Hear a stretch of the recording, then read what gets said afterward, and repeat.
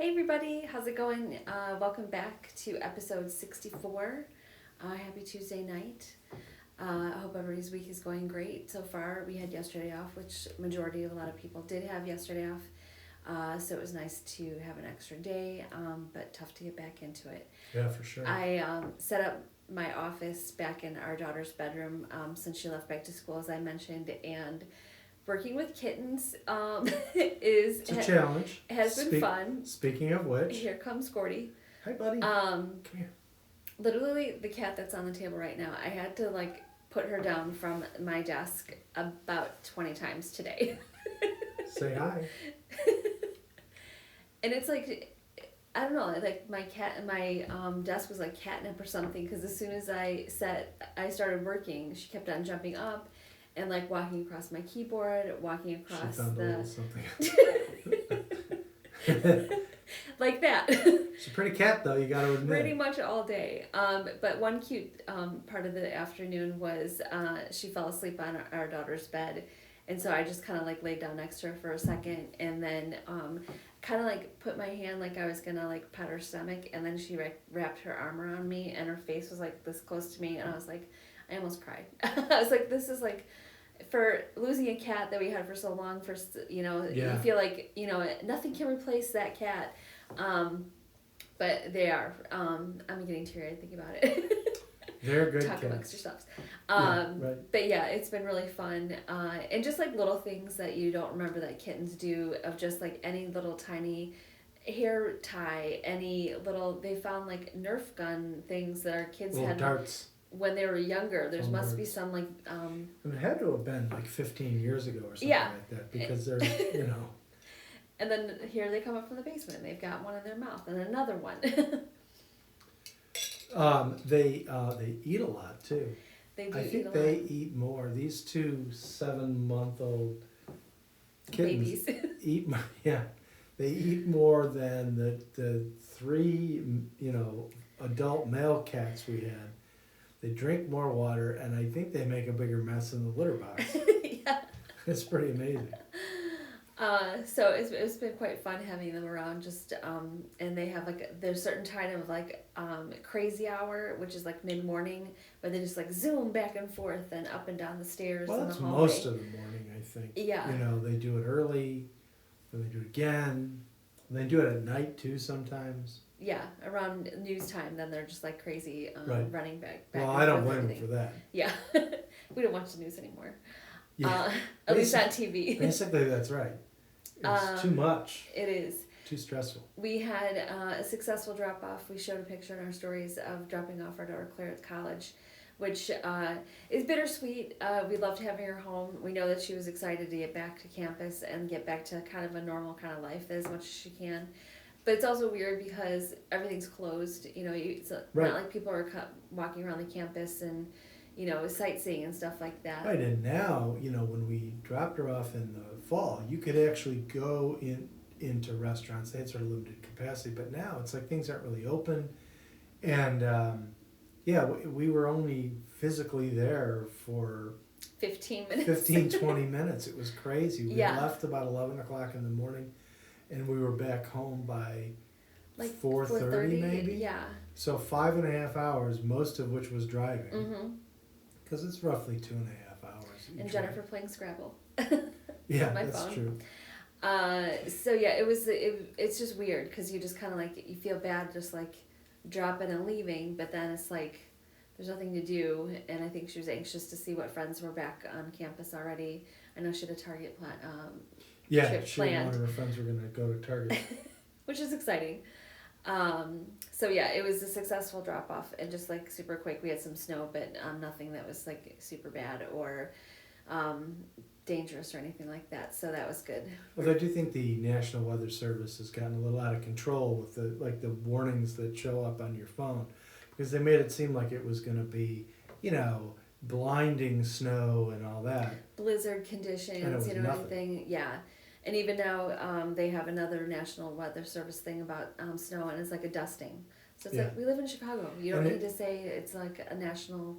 Right, and the actual warning says that it will be a dusting of snow, possibly in some parts 1 to 2 inches. I mean, Wow. that's just like nothing. We used to get that out of daily when we Right. were growing up. So The other thing people want to know about the snow is it enough that I'm going to have to shovel it? And is it going to interfere with my, if I have to go anywhere? right. That's it. No one needs to, freak out about 2 inches of snow or less. I mean, we're not going to get even close to that because it's Yeah. supposed to end shortly, and there's hardly the salt that we put down On the weekend. on the weekend, when it actually did snow for real and we shoveled and put some salt on, is still enough to like basically prevent any real accumulation on the sidewalk. So it's like, I don't need to know that. I don't need to look at my phone and have this sort of weird, sort of a warning. It's not very clear whether or not it's a warning. I don't need that I know. stress. Should I panic about it? Right. Should I not panic about it? Right. I don't need that stress. No. It's Chicago in the winter. Of course it's going to snow. If it's going to be enough that I have to deal with it somehow, Right. that's what I want to know. Beyond that, I don't, Don't warn me so aggressively. Right, right. And obviously today or tomorrow is a big day with the inauguration and everything going around. I know a lot of people are nervous about just everything that's going to happen or if something bad happens. Right. Well, that's funny. I was just thinking about this because we mentioned Claire, so she's had a really wild 4 years, right? So in 2016, she graduated from 8th grade, Mm-hmm. started high school. The Cubs won the World Series. Claire's a baseball fan, and she's heard me bemoan the fact for, years and years and years that the Cubs never win anything. Lo and behold, they win the World Series. Then, the expectation at the time in the fall of 2016 was that the United States would elect the first woman president in our history. And again, we're not getting into politics and all that, but, for a 14-year-old girl, the prospect of the country electing the first woman president was, kind of a big deal, especially a 14-year-old who pays attention to what's happening. So obviously that didn't happen. So now you fast forward 4 years, and she graduates high school in a pandemic. We've talked about all of the sacrifices that went along with that, missing out on all the important things of the second semester of her senior year. So she graduates high school in a pandemic. She starts college also in a pandemic at my alma mater, I have to point out. Mm-hmm. And now here we are, tomorrow. Oh, and she voted in her first presidential election. Mm-hmm. And now here we are, tomorrow, the first woman vice president is being sworn in. So again, it's not really about politics, but just that's a huge thing in the life of someone, between 14 going on 15 and 18 going on 19. Definitely. That's a lot to absorb. So. I am following Kamala Harris on Instagram, and her outfits are amazing. Yeah. She just got such a big spirit, and I think it's just going to be amazing. So. Right, and I think I know some people don't like to hear about identity things and this and that and the other thing, but I'm an old person, and I got to tell you, it does make a difference to have people other than straight white men running everything, and I'm not there's nothing wrong with Joe Biden. There's nothing wrong with a lot of other straight white male candidates. I'm not talking about that, but on the other hand, it really it's all we've known. it is essentially all we've known. We've had not 46 presidents. Joe Biden will not be the actual 46th human being to occupy the office. He'll only be the 45th because Grover Cleveland counts twice because he had 2 non-consecutive terms. Oh, okay. So this will be the 46th presidential administration, but he's only the 45th person to actually be president. But every single one has been male, and only one of the 45 men over 46 administrations, was African American. Mm-hmm. So, there was a famous picture of Barack Obama in the White House, and he was leaning in the Oval Office. He's leaning down, and there's a little African American boy reaching up to touch his hair, Barack Obama's hair. And, that picture just captured something. Again, it's not about politics, but it captured something that the president understood what that meant to this little kid, And I do think, representation matters. So I think a lot about what, Claire must have been thinking, 4 years ago when things were not going the way that she had hoped. And now that, it is a significant Well, and I do historical think thing. it does make a difference because it shows somebody that what is possible, Right. kind of thing, and like you don't have to Right. like settle for something less just because of where you grew up, what you look like, where you came from, and all that stuff. And it's not always so much about who wins or who loses. I mean, obviously Hillary Clinton didn't win, but she, at the time, had got more votes than any other candidate in history, except for Barack Obama in his first run in 2008. Obviously, that's changed this year because both Biden and Trump got more than anyone prior to that time. But, it's not always so much about necessarily winning the office as representing, showing to people that it is possible. I mean, we had the first openly gay candidate in the Democratic primary this year, and, Pete Buttigieg from South Bend. I always forget. I always want to say him. I don't know. Probably because I don't like Notre Dame, so I automatically come up with a different name. Right. But, I mean, obviously he didn't win, and realistically, I don't think he had, he was a long shot to begin with. But that's not so much the point. The point is that, he was out there on the campaign trail doing the job of being a candidate and being visible, and I think it matters. Definitely. So anyway, but you mentioned before, pardon me, it is really weird how much tension there is this year. And I mean, there was a lot of tension leading up to the election, a lot of tension after the election. But I kind of felt like, the states all had to certify their results by early December. Then the Electoral College met and voted, and that was sort of done. And the only thing left really was this sort of perfunctory thing where Congress says, okay, these are the numbers, and that's it. And they just read it aloud. And that's when it all kind of, swirled out of, I mean, I guess you could say it was out of control, up to that point. Right. But it really spiraled out of control even more so, at that point. And I just didn't think, I mean, we knew it would be a weird situation because you're dealing with a pandemic, you're dealing with questions about, you can't really have this big live event like we've always had in the past where hundreds of thousands of people show up in Washington. But we didn't expect there to be this, this insane, like, upheaval. and the military presence in Washington for security purposes is really wild. Yeah. They took garbage cans off the streets so that, explosive devices couldn't be hidden in the garbage cans. I mean, that's, they always do a certain amount. Obviously, it's a high-profile event. Right. There's always going to be a lot of security, a lot of Secret Service and all that. But just to think that they have to do so much extra just to double check that, make People sure keep nothing happens. I'm sorry, I didn't mean to cut you off. Oh, no, it's okay. People keep referring to it as the green zone in Washington, like the green zone in Baghdad during the Iraq War, I mean, that's in and of itself kind of a crazy image. So it's just been a weirdly stressful time. So we're hoping by Thursday when we do our next episode that we don't have to talk about something bad that happened between now and then, and everything went smooth sailing. And truthfully, I don't think that is going to happen. But it is. But I don't think it is either. But the fact that we've had to think about it and worry about it and wonder about it, that's in and of itself kind of extraordinary, I think.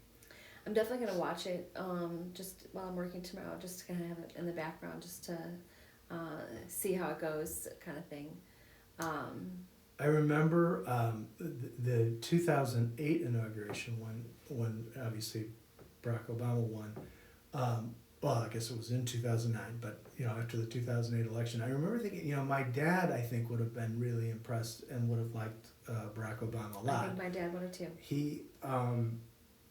My dad was really involved in like the local civil rights movement, integrating the schools and open housing and things like that. So I think it would have meant a lot to him. And then on top of that, over the weekend before the inauguration, they had all these concerts and everything like that. Garth Brooks was there and Bruce and everything like that. But the thing that really stuck out at me was Pete Seeger, the old folkie, who was roughly the same age as my dad, as it turns out. Yeah. I mean, he was not a young man in the 60s and all that. the height of his popularity. And my dad was kind of into some of that kind of folk music stuff too, despite his age. But, Pete Seeger singing This Land Is Your Land with his son, I believe, and also Bruce and a handful of other artists and like a big gospel choir and all that. Yeah. And they sang all the verses, which you never hear all of the verses. That's true. Woody Guthrie wrote, and my dad was a big Woody Guthrie fan, but Woody Guthrie wrote, all these different verses that you generally don't hear. And in fact, they're kind of hard to fit to the tune sometimes because you're not used to hearing them. Yeah. So if you see them on a page, it's not entirely clear how they fit the tune. Anyway, just that performance was like really like, oh my God, I'm thinking about my dad and how much it probably would have meant to him. He totally would have loved it. To see the first black president, and then Pete Seeger and Bruce do this song, and I'm just like, kids, you gotta go upstairs now. That was really something. I do remember that actually. Yeah. Those are good memories. So we were just kind of like, hope tomorrow goes smoothly and everything goes peacefully. Fingers crossed it does. And maybe we can start getting like more normal sleep now. Yes. Definitely. Because it's just been a bizarre few weeks, that's for sure. And I think it's just the same thing of just like dealing with the pandemic. Now they have the 400,000 person die of COVID is like insane. And the last 100,000 have passed away in the last 5 weeks. Right. And 24 million people diagnosed with it over time. And, they had a memorial tonight. I didn't have a chance to see any of it, but part of the inauguration festivities was they had a memorial tonight for the 400,000 people who died. And I know, people say, well, not everybody died of COVID. People died of complications. Okay, whatever. Right. It existed in there. If you look on the typical death certificate, there can be all kinds of reasons, but but a contributing cause means that it contributed to your death. Right. So 400,000 people have died either directly from the disease or complications relating to the disease. Those people wouldn't have died under those circumstances without the disease. Right. That's really the bottom. So I think with all the election stuff, the upheaval, there's still people on lockdown pretty much. It's just a very stressful situation in all. So hopefully in the next few months that part will get better and we can kind of see more normalcy of our lives getting back together. And then we can get back to complaining about the Blackhawks, who are 0-3 and maybe going 0-4 tonight. Okay, so if they lose tonight, are they done? Or is it? It's the start of the season. Oh, it's the start of the season. Oh my God. We've already been through. We did. We'll edit all this out. We did talk about that. We've already, well, no, I mean, to be fair though, right, that's because it was so weird, because they were towards the end of the season in late March when they just shut everything down. Okay. And then, at first that was it, they were not going to go back. And then in the summer, they had playoffs. They had like a qualifying round and then playoffs. So it is awfully weird because they were playing hockey all the way into August. I can't remember when the actual Stanley Cup final was, but it was it was in August. And then and this is one of the reasons why I remember this is I have a friend who's a lawyer who's in Texas, but he is a big St. Louis Blues fan. And if you recall, is that a hockey team? Yes. Well, I saw Bruce Springsteen at the last time I saw him in 2000 was at their arena in St. Louis, the Blues Arena, whatever it was called back then, the Kiel Center, whatever.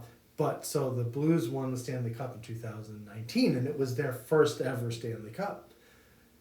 So my friend Jeff kept saying, well, it's terrible that we have to cancel the seasons, but basically the Blues are the Stanley Cup champions, longer for the foreseeable future, because nobody expected the playoffs to come back. Right. But anyway, so there's that.